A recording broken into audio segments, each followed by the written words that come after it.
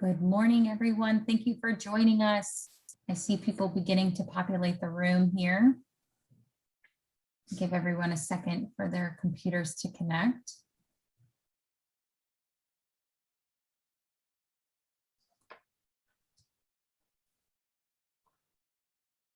All right, awesome. So just as a quick FYI, we will have access for everybody to use the chat box, but make sure when you're typing anything in the chat box that you drop down and choose all panelists and attendees. But before we get started, go ahead and put your name in the chat and say where you're joining us from, whether you're from a program here in Maryland or somewhere else.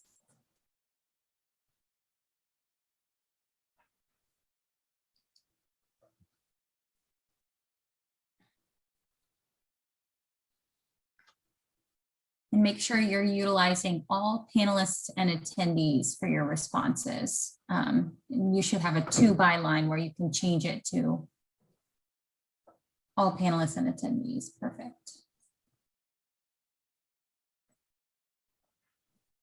So good morning, everyone. My name is Gina Davis, and I am an education program specialist with the Maryland Department of Labor. We are cordially and very excited to have you for our 4th Virtual Training Institute. This morning, we're going to be kicking it off here with one of my colleagues, Ramona Kunkel, and one of our fabulous program administrators, Moser. They both sort of proposed this interesting idea of motivation, goal setting, and beyond. And I was like, well, this sounds very similar. You guys have a similar concept. Maybe you should work together. So that's how we sort of arrived at this wonderful ending. So we're really excited about the content that we have to prepare for you today. As we are getting started here, I'm going to go ahead and launch a poll so that we can see what everyone's role is within your program. So when you get a second, just choose an option here. And so we can see sort of who's joining us.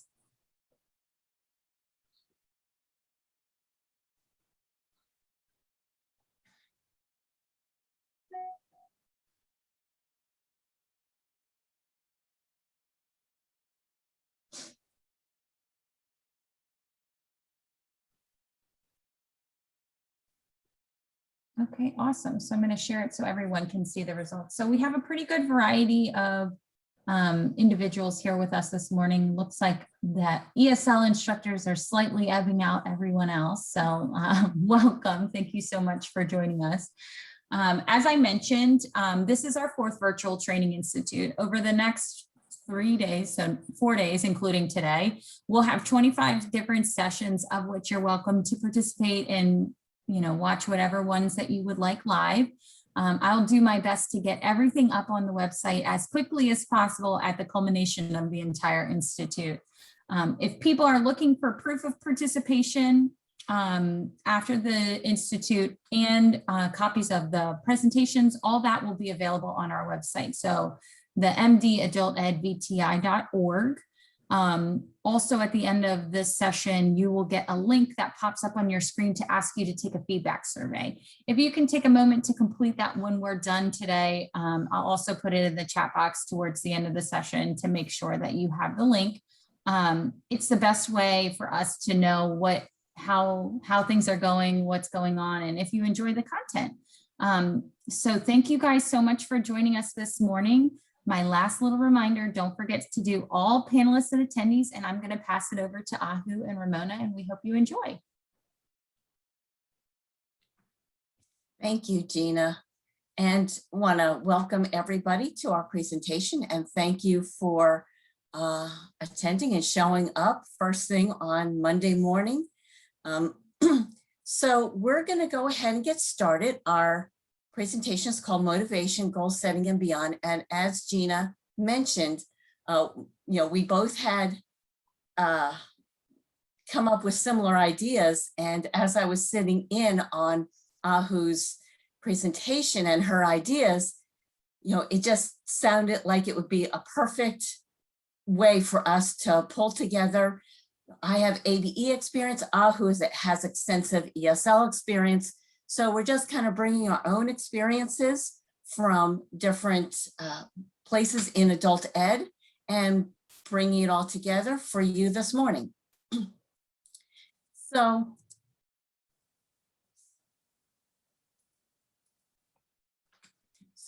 we're going to really cover 4 things today, this morning: motivation, goals, rethinking positive thinking, and the real why.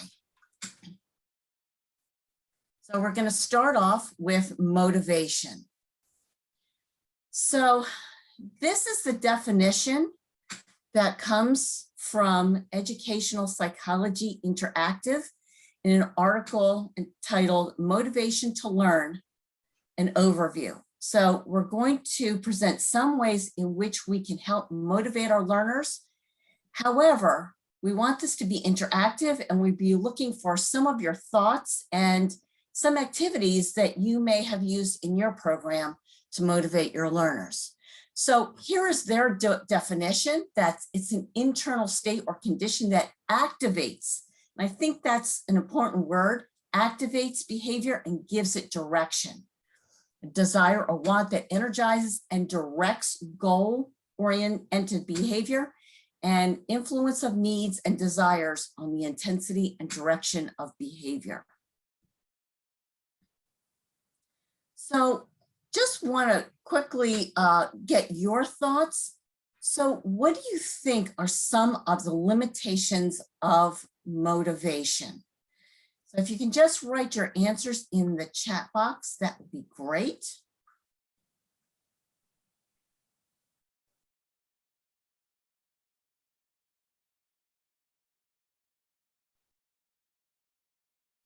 Stress, health, challenges, challenges, childcare and access to internet, maintaining motivation. That's great. We're going to talk about that. Time, low self-esteem, lack of family or family support, resources, too many other obligations, time, overworked. Motivation needs to be internal. Yes. Self-interest, seeing a goal as acquirable, doesn't always match ability. Yeah, exactly. Support system, lack of self-confidence, self-worth, insecurities, ability to deal with life stressors, maintaining follow-up, follow-through, and we are going to talk about that one too. Fear of change, it's not measurable, absolutely. Unrealistic expectations. Okay, so thank you. Really appreciate the responses that we got, and some of those we are actually going to cover. So yes, motivation is temporary. So motivation gets you started, but it doesn't keep you going. So in some senses, you could say it depends upon how we define motivation and what we mean by it. So we're going to talk about ways that you can kind of maybe sort of restart motivation throughout a semester, but also want to talk about ways that we can keep it going. However, we do need motivation to help us moving in the right direction. So sort of something has to kickstart us to get us going. And without that, it's going to be hard for us to, for students to do anything. So I'm going to turn it over to Ahu, and she is going to talk about some motivational strategies that they have used in their program. Thank you, Ramona, and good morning, everyone, for joining us. And thank you so much for joining us. So, as Ramona and Gina said at the start, I would like to share some examples as a program administrator and also a teacher who has been teaching ESL for a long time. And I would like to share some examples that we have been doing in our organization. So, and then I did see all the responses in the chat box. Yeah, we all need motivational strategies. And if you can see in here that it is really important to formally recognize the student's achievement. There are a couple of ways to do that. The graduation ceremony, it might sound the same when you look at graduation and promotion ceremony. Like if you are in a program that serves GED students and the students who take their GED and they pass and they move along, yeah, the graduation ceremony is great, and especially for those learners who test out from ESL or maybe who move into other programs, to something like programs to community colleges or something like that. Why we do promotion ceremonies is that we would like the students to know that we appreciate everything that they do to attend the class, to reach their goals. So promotion ceremonies are something like, you have students at the end of the year who have shown a level increase. You have students who moved from, let's say, high beginning to low intermediate, or low intermediate to high intermediate. So it is a great opportunity to acknowledge their successes, even if it seems small at the beginning, but we know that they will go to great lengths. So, and they will succeed a lot. So, you know, it is not in here, but certificates are also great. So to formally recognize the student success. Transition specialists, we have a transition specialist. We call him as the community resource manager, and research identifies that when there are opportunities from the programs that the students are referred to social services, or for childcare, for transportation, or something like finding a job, employment, those adults stay. So transition specialists or community resource specialists really play an important role to help learners and to get them the services that they need throughout the referral process.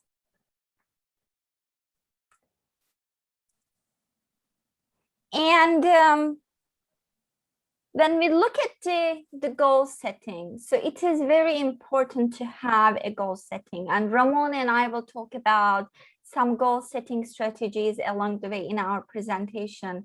But goal setting, regardless of the level of the student, or regardless of the program, or regardless where they are in their educational journey, it is important to get the goal setting. It's not always about their linguistic plans, and if this could apply to other plans, this could be about their economic plans or their everyday living plans. And Ramona and I are going to show you a couple of things about those things. And also, why? What is their real why? Why do they want to enroll in your program? Or why do they want to learn English? Or why do they want to have a high school diploma? What is that the core reason that that they want to be enrolled in your classes? So we really would like to hear from you as an instructor, as an administrator, or as someone who is touching the lives of our learners. What are some strategies that you have used in your program for the motivational strategies?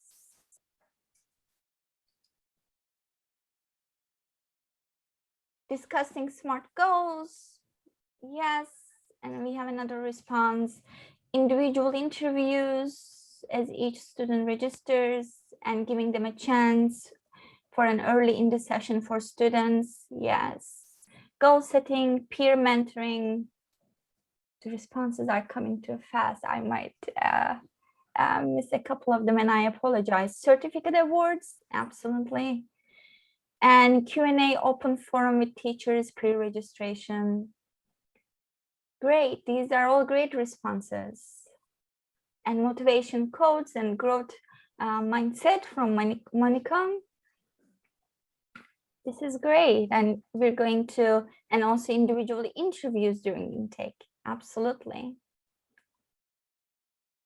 Student interviews during advising, yeah, keep them coming. These are great strategies, very nice strategies, especially you know, about, you know, motivation codes, growth mindset, individual interviews. These are all great.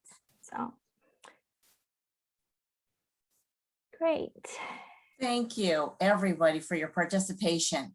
So we're going to move on to talk about goals, and Ahu is going to walk us through some things to think about that are outside of specifically from the student's perspective. Mm-hmm.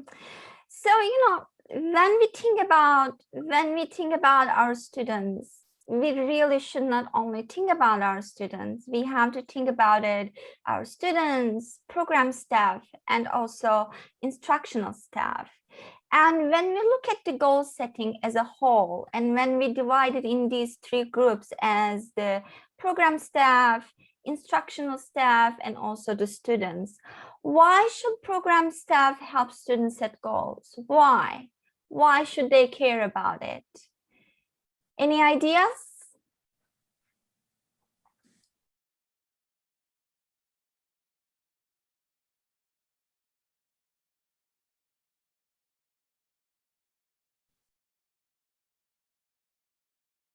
Yes, so staff can be aware, help them focused. It shows compassion. Yes. Any other ideas? Goals help student focus, re-enrollment, help students see their growth. And Natalie says we can tailor our lessons. Absolutely. And modeling the process matters.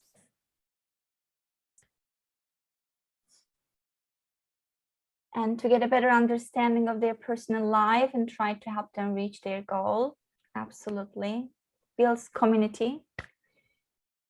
And Lori says it teaches discipline. Yes.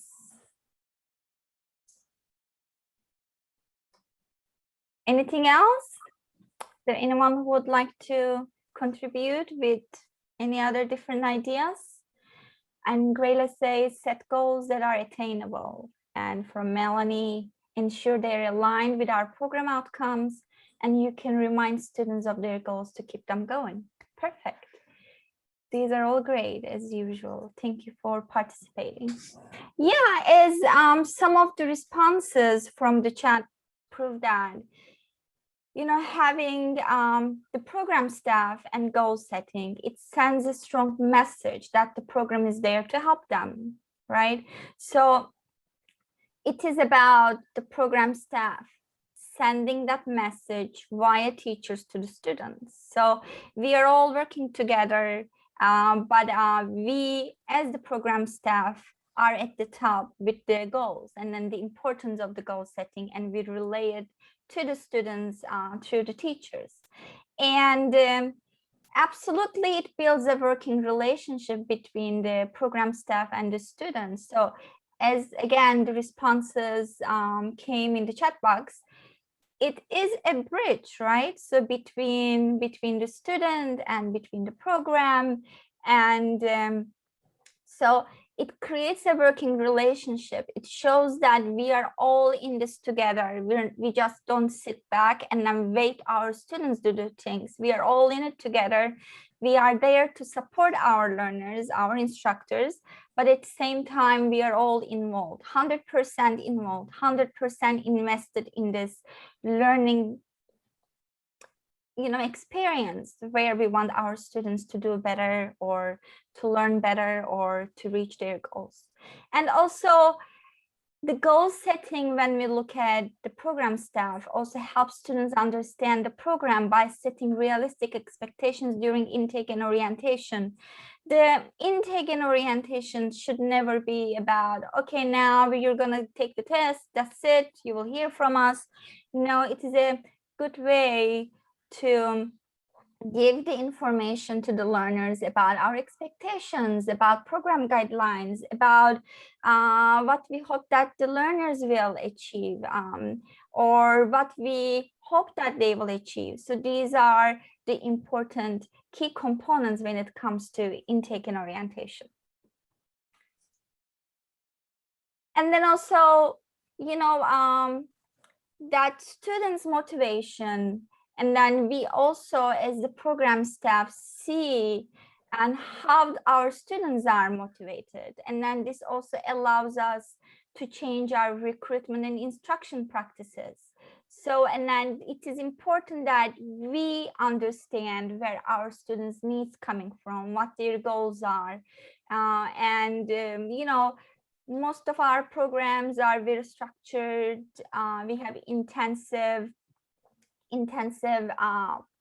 programs, or the classes meet, let's say 3 days a meet, just an example. But there are some students who really cannot devote that kind of a time. So maybe some other program that is a lot more flexible is better for the students. So, and then the motivation, why does the student want to be in that class? So how can we help our learner? Or something like you have a class full of students who really are not interested in getting a job. So when you look at the units, do you really want to do work-related units a lot? So these are the things to keep in mind about our learners' motivation.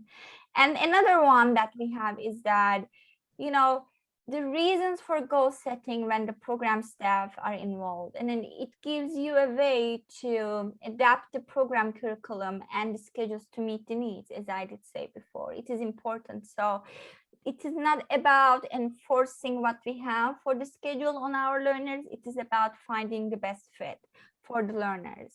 And also, and then when students especially know about the expectations, when we understand what the motivation is from our students, when we know their needs, and then these students really understand that we are there to support them. So, and then they stay, and then they retain, and then maybe in the future, and they come back for other services.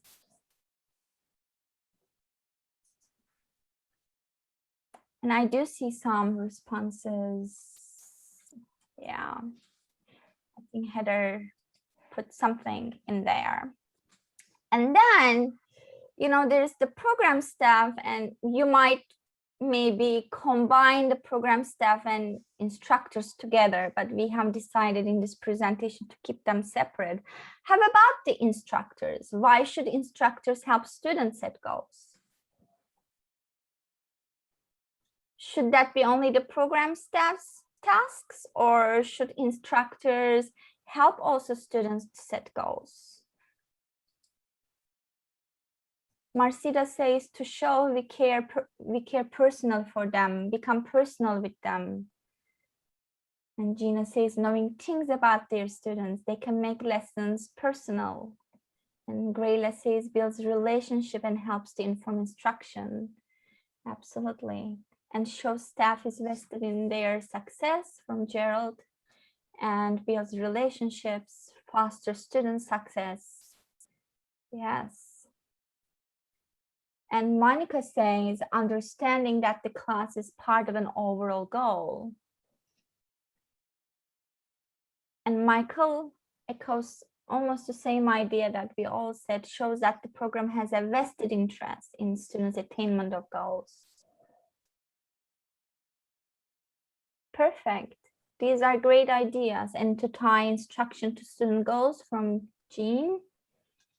And Jose says help means motivate, and scaffolding, differentiating, modeling. Yeah, these are great. Perfect.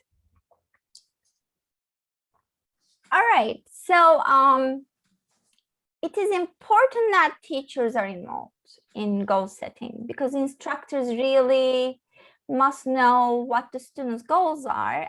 We have some procedures, and Ramona and I will talk about it soon. And then the instructors or teachers really need to know what the students' goals are, or if these goals have changed. So some programs or some classes, let's say in our program, all of our classes are 60 hours. Our classes are not, yearly, it's not like long. So in a 60-hour frame, it is easy to know about your students' goal. And sometimes maybe those goals might not change because it's not that much of a long time. But you would be surprised. Students do great things, they achieve things, and then their goals might change throughout those 60 hours class. And also, when we look at the goals, and the instructors absolutely need to know the students' goals, but at the same time, as the instructors, we all have to be willing to make adjustments, right? Maybe our students have new goals, And then I'm really not talking about 10 goals, 15 goals. I'm really talking about realistic goals. Maybe a student had a goal about, you know, being a citizen, and then throughout the class, the person became a citizen. So there are lots of different goals that could connect to their goals. And also, I would be so happy if I were a student that if my teacher really showed me interest about my goals, or if my teacher supported me in my goals. And creating a goal, this goal setting really creates that kind of that relationship, maybe a personal relationship between the instructor and the student. And there are different ways to be able to do that, and we have some stuff that I did say earlier that we will show, but it is a good working relationship. So the student knows that my teacher cares about what I know or what I will be able to do in the future. So these are important things to consider when it comes to our instructors. And I see we have responses, and then I see we have short-term, long-term goals. Yeah, Heather, we will talk about those. And now Ramona is going to talk about SMART. Yes, Ramona. Thank you, Ahu. Sure. So SMART goals are probably the goals setting strategy that many programs use. So as indicates here, they're specific, measurable, achievable, relevant, and time-based. However, we're going to look at some other type of goal setting that may actually be more useful.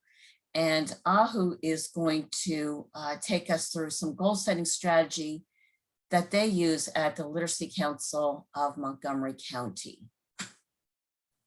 So here are some alternatives to traditional goal setting.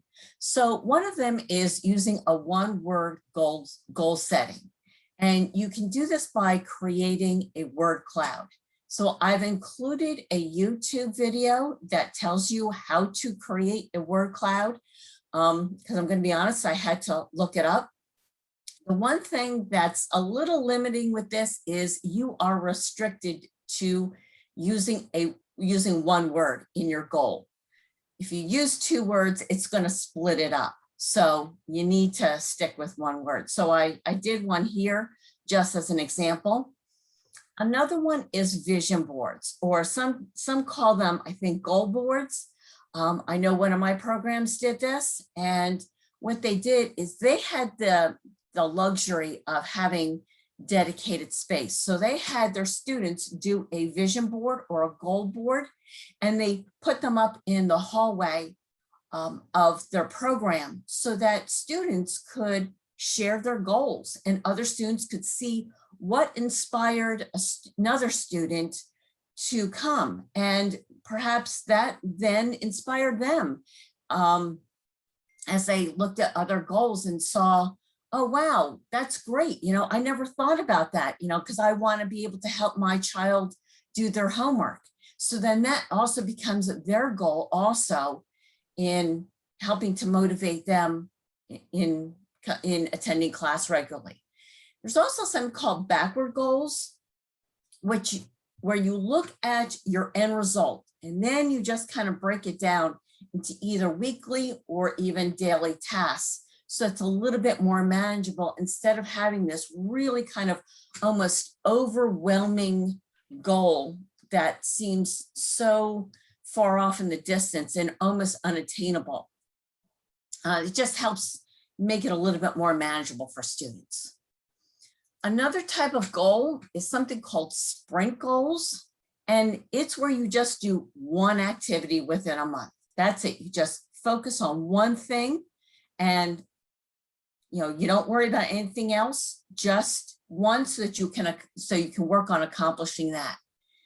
And then there's something called agile SMART goals. There's been some criticism with SMART goals in that they can be perceived by the learner as being too rigid, and it can sort of almost set them up for feeling defeated, so that if they don't accomplish that they feel like they have failed. So the idea behind Agile SMART goals is that you revisit them. You say, okay, well, let's look at your SMART goals. Do we need to make some adjustments? You know, maybe we weren't realistic, or maybe the time in which we said we were going to do this, you know, it's not going to happen within that time. So maybe we need to give, you know, ourselves a little bit more time to accomplish that. So Ahu is now going to explain squish goals, which is what they use at their program. Thank you. So, as strange that it may sound, I think you guys will see that it makes sense. So the squish goals, let me tell you guys a little bit about the squish goals. So I will try to give an example. So when we say during the orientation, so before the pandemic, when we did hold our in-person registrations, we had a specific goal document where we asked our learners why they wanted to learn English. And then we listed 3 things: economic, educational, and everyday living. And we did ask them to choose one goal that they want to achieve in their upcoming class. This is not about the whole year in just one class. So after the pandemic, when we did start our registrations online through the Google Documents, and also, you know, when we did it before in person, always a staff member helped a student when they didn't understand, what is an economic goal, what is an educational goal, or what is an everyday living goal. So now that we do all of our registrations online, so at the end of our registration forms, we do have these 3 goals listed: economic, educational, and everyday living. And we ask our learners to choose one, as we did before, pre-pandemic. In this case, you know, there is not that one-on-one help from the staff, but we do help our learners when they're enrolled in classes to make sure that that goal is their goal. And what happens is that, if I can give an example, let's say I'm a student. During the online orientation process, I choose a goal. I have chosen economic goal. So I'm enrolled in a class, and when I'm in my class on the first day of the class, my teacher will already have information about which goal I chose. So my goal that I chose was economic. So my teacher has an economic goal form, and it has so many subgroup squish goals under economic. So when we think about economic goal, it is a big goal, it is a general goal. But there are some specific economic goals that as a student that I might want to achieve, because when we think about economic, it's too broad. So when I'm in the class, since my teacher knows that I'm interested in the economic goal, and she shares an economic goal form with me. So in that form, there are so many of them. As you can see here, we also have the copies, and Gina will post them later, like improve work readiness, explore career options, identify career education options, plan goals in English. But on this goal sheet, there are like 10 or 15 economic goals, and we never ever ask our students to choose as many as they can. So we always ask them, you are enrolled in this class will take 60 hours, it's not much of a time. We want you to choose 2 squish goals. So as a student, I look, and then my teacher helps me, and then I choose 2 goals that I would like to achieve in that class. So those 2 that I choose are called as squish goals. And I think we could go to, all right. So as I did say earlier, we have economic goals, we have educational goals, and we have everyday living goals. And then the squish goals that you see on the screen are for the educational goal, are for that main educational goal. And then it could be for the GED test, take the GED test, or improve writing, or improve listening skills and comprehension. And then again, every student has to choose two. Whatever goal they chose at the orientation or during the online registration, it has to be two squish goals. And these are for the educational ones. And for the everyday living, the same thing applies, but I also need to say that ACMC also offers conversation groups. They are called AC chats. Oftentimes when we do have students during the registration, when they say, oh, I'm okay with the grammar and reading part, but I am mostly interested in increasing my speaking and listening skills. And if we do hear anything like that, we oftentimes refer them to our conversation groups. Or sometimes we have learners that they have other goals, but they also are mostly interested in everyday living goals, and the same thing applies to them too. They also fill out a squish goal for everyday living. So different things, helping children with homework, reading or writing, or citizenship skills, or enrolling in a citizenship class. And again, the key is to choose two, no more than two squish goals. Do we have any questions so far? Okay, if you do have any, please let us know. Okay. And this is one of the things that we do at ACMC. We have been doing it even since the beginning of the pandemic. It is the midterm check-in.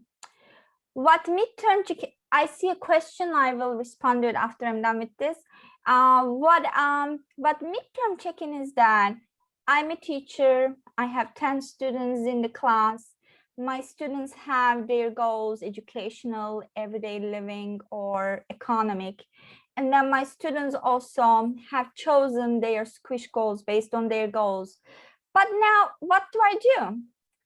Like, they just pick their goals and then I just forget about everything, or what do I do? Do I follow up with students? So we have this process that we call midterm checking. But midterm checking is, there's a form, and that form basically requires the teacher and the student to meet a couple of minutes, and the teacher has information about that particular student's goal. If I am the student, the teacher has my information, or who would like to have this educational goal, and these are the squish goals. So the teacher asks me, what are you doing to reach these goals? Are you having any challenges? And then do you need any help? Or are you close to reaching your goals? It is like 2 or 3 minutes. And you might ask how it works during the virtual instruction. What we try to do is that we do try to assign a teacher assistant or a volunteer educator to classes when it is time to do the midterm. So if a class meets 20 times in one session, we ask the teacher on the 10th class that the teacher meets with the students a couple of minutes to go over the students' goals. So then the students know, what that the teacher is interested in their goals, or the teacher is there to help them for their goals. And it is also important to know that students might have had some accomplishments in your class, but they haven't told you yet. So it is good to know about their accomplishments. Does the word squish refer to something in particular? Well, this squish really goal is the name came from my boss. And then I think what he really wanted to come up with is that with the squish, he really wanted to say that we have subgroup of goals. That's it. I don't think that it refers to something in particular. And then I see that Monica says, obtain the driver's license can be a multi-step process. Yes, absolutely. So it might take a while to accomplish it, or there might be added stages to obtaining the driver's license. So that's a wonderful point. Okay, and it really doesn't take a lot of time to do the midterm. Do not think that. I heard in the past that some teachers did tell me, don't you think it's a waste of time? No, I absolutely do not think it's a waste of time. Yeah, so do not make it a long conversation. I wish we all could have those long conversations with our learners, but time is of essence. So try to keep that conversation to 2 to 3 minutes. And then now with the virtual instruction, students can email us if they have any questions, or I do know that some programs have those virtual counseling days. We don't have those, but you know, we could be doing that in the future. So the teacher could have something like an office hour that the student could join and talk about the challenges or accomplishments. And I see one more thing in the chat box, and obtain the citizenship. Absolutely, Marcida. Yeah, it doesn't happen very quickly. It is multifaceted. Thank you to Ramona, and then she inserted one part of our midpoint progress form in here. Basically, as a teacher, we would like to check in with the student about their listening, speaking, reading, writing, grammar, and pronunciation. I have always warned my teachers not to say anything like F, although it is fair. Sometimes students might think it is fail. So the most important thing here is that you are meeting with the students and then you are talking about their challenges and accomplishments. So try not to give fair if it is not really that bad. And if it is bad, and then why did you wait until this time to tell the student that it is bad? So that's another discussion. And then comments should also be always be, you know, positive. You know, here we have, please note any achievements. Did you get a job, or did you know, get enrolled in a vocational program, or what are you doing in reaching your goals that you chose on the first day of the class? Are they done? Would you like to add more? Are you having any difficulties? This is a good way to just talk it out with the learners.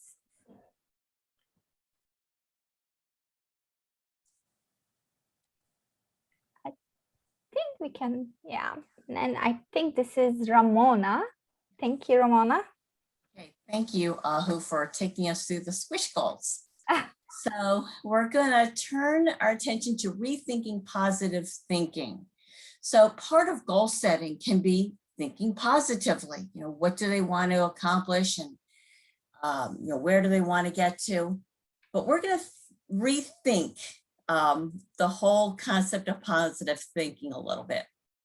So there is a woman, Gabrielle Oettingen, who wrote a book called Rethinking Positive Thinking Inside the New Science of Motivation.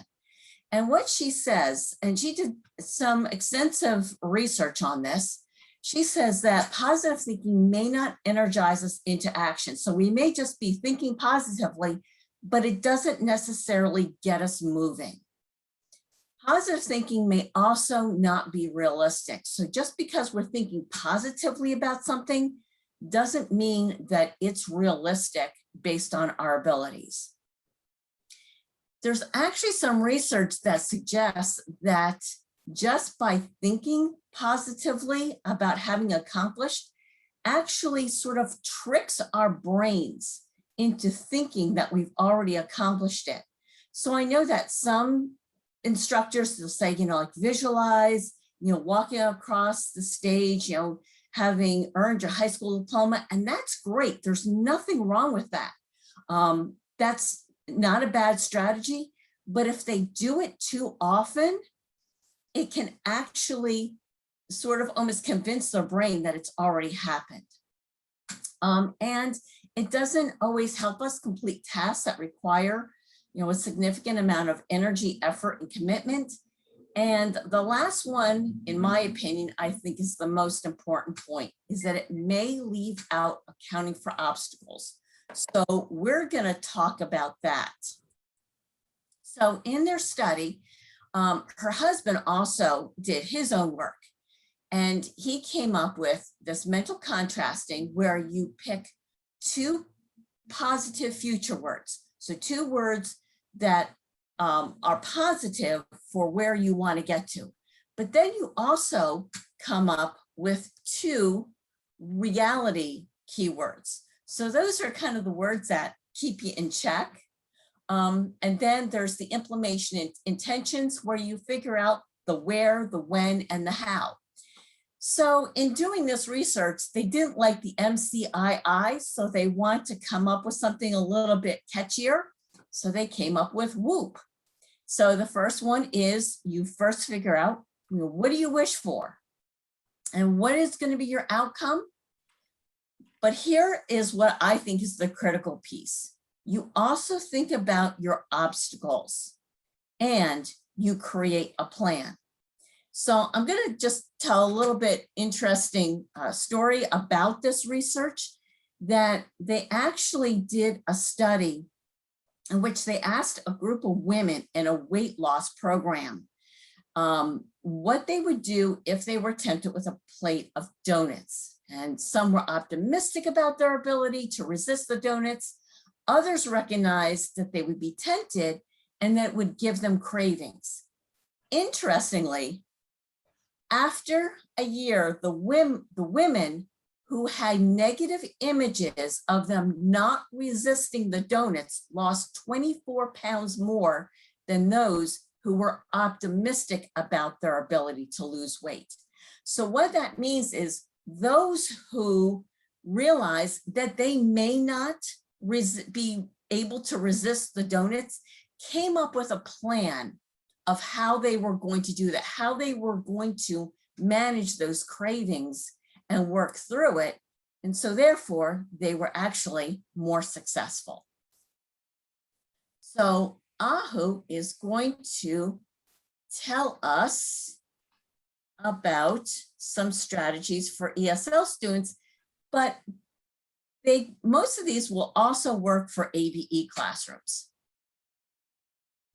Yes, I think these tips, as Ramona did say, apply to all of our learners. And then some of them really might think very easy, but these are sometimes we really do not acknowledge a couple of them, like learning their names. And I still hear that sometimes, teachers do have that kind of the difficulty to pronounce students' names, or teachers decide to create a name for the student, and then sometimes the student really doesn't say anything, or the student doesn't say, oh no, and then this is my name, you can say it. It's a whole different thing about learning their names. It is important to learn our students' names, and even very, very hard ones, believe me. And then I have a very short name, but somehow it is very hard to say as well. So just please show some effort towards your learners so they could know that they are a member of your classroom community, whether it is online or in person. So the buddy system, what do you think the buddy system could be? Any ideas about the buddy system?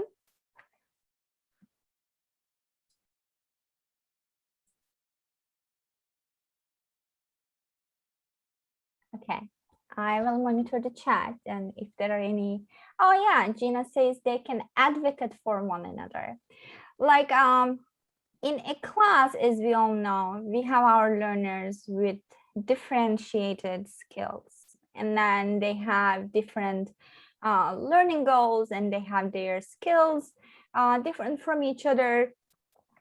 Yes, to keep them, accountable. Perfect. So what happens is that you can pair up a student who is high in reading with a student whose skills are a little bit lower in reading, or you can have different ways to do that.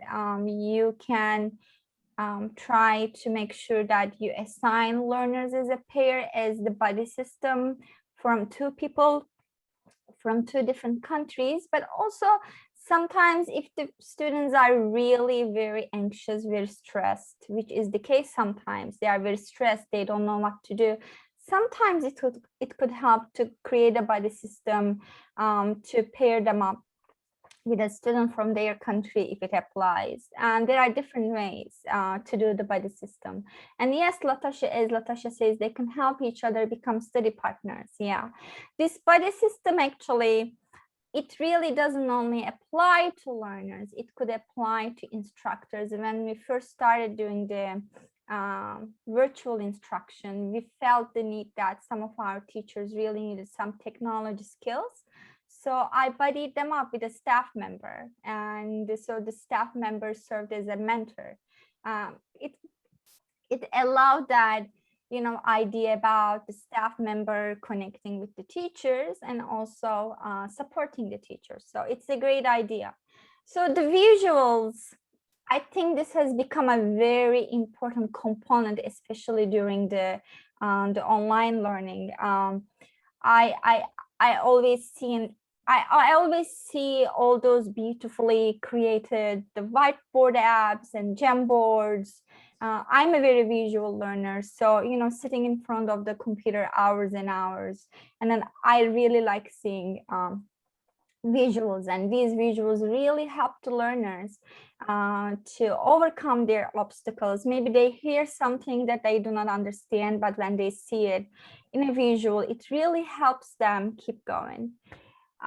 Yes, I see all those buddy system stuff coming up in the chat box, and also giving assistance. So there are a couple of ways, you know, the virtual office hours or staying after class for a couple of minutes.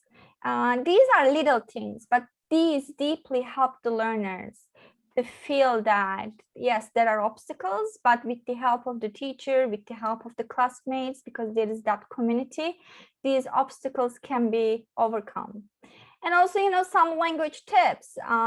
Maybe in the class, there are students who have tried some things about learning the language, and then they could share those ideas. And then also the teacher could share some tips that could help our learners to have that anxiety go down. So, you know, these are really interesting things that we can do. And the positive reinforcement is important. But I do not see this positive reinforcement as, hey, oh, you did a wonderful job, good job. Not like that. It's about, what did your student do so good? And you need to say about that. What is that particular thing that you are proud about your student, that the student did? And then keep doing the positive reinforcement. And we all need that positive reinforcement. So it's not about well done, good job, or the visual sticker, maybe, but what did I do as a student? What did I say that my teacher thinks I did a good job? And if I were a student, I would love to hear about those things. So that's why positive reinforcement with a clear message to the students is important.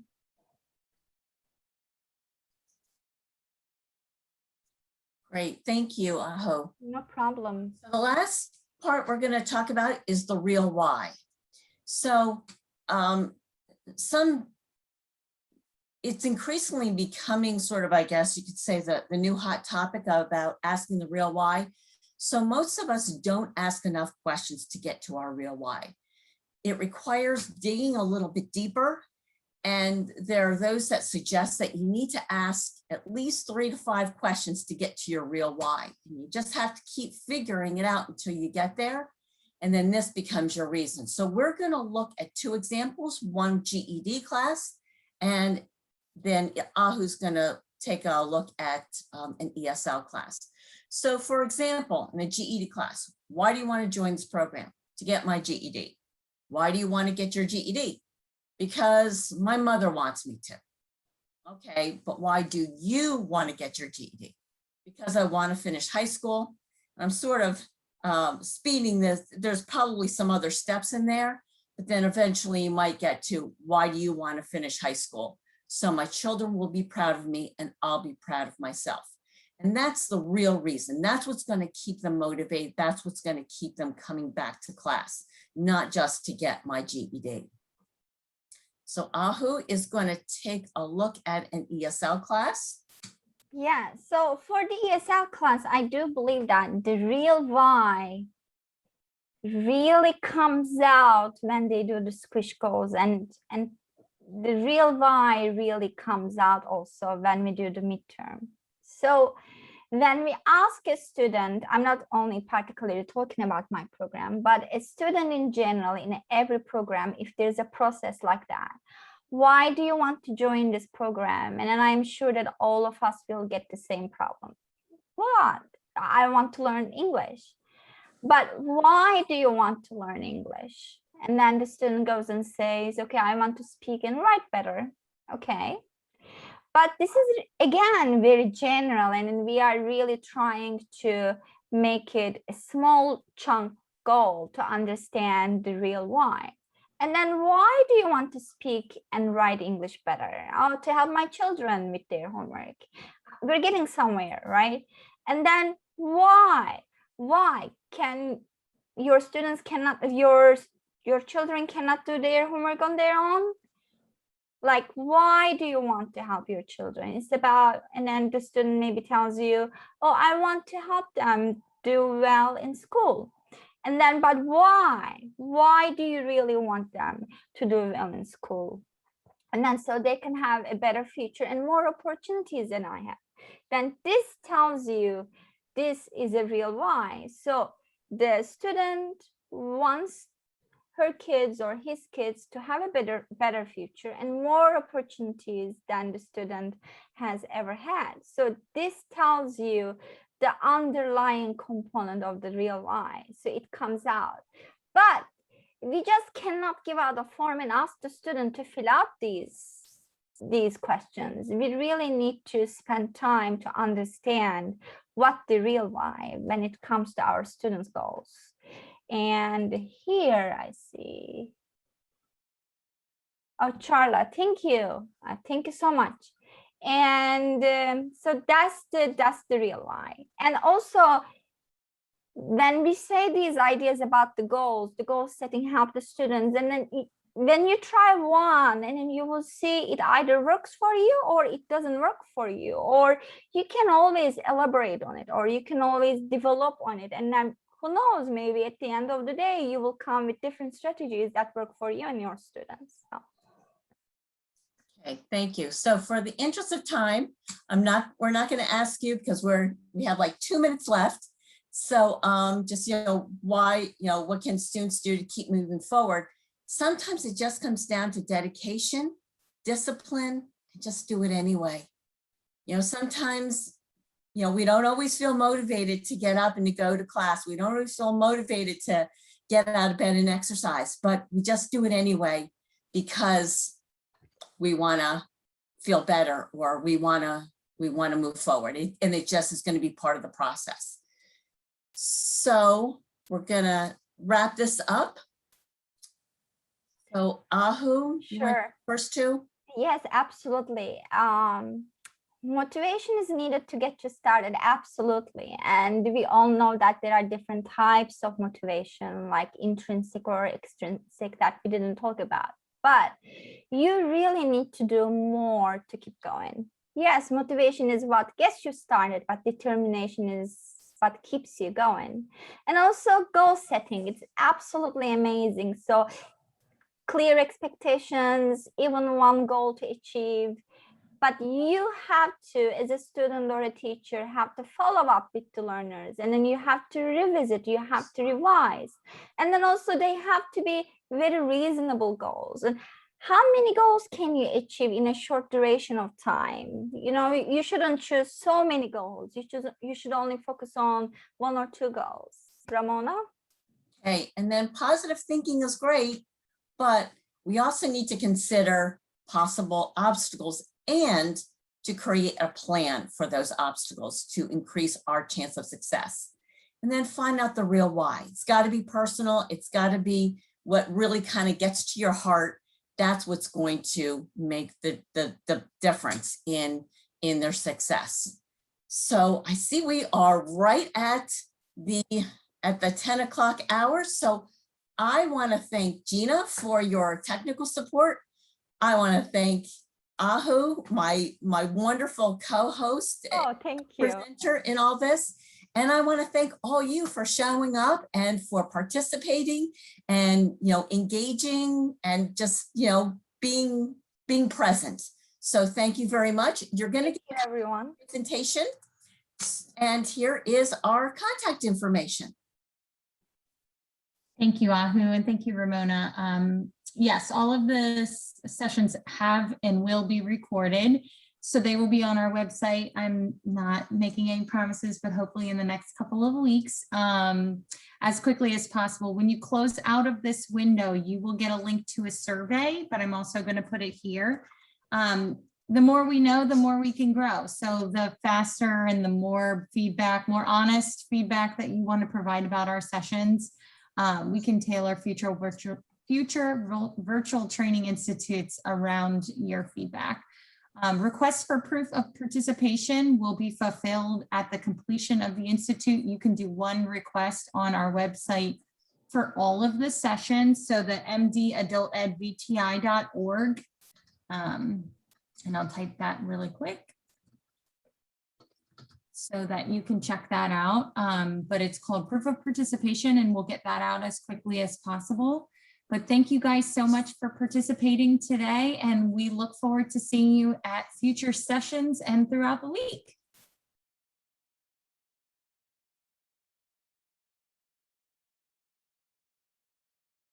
Thank you so much, Ramona.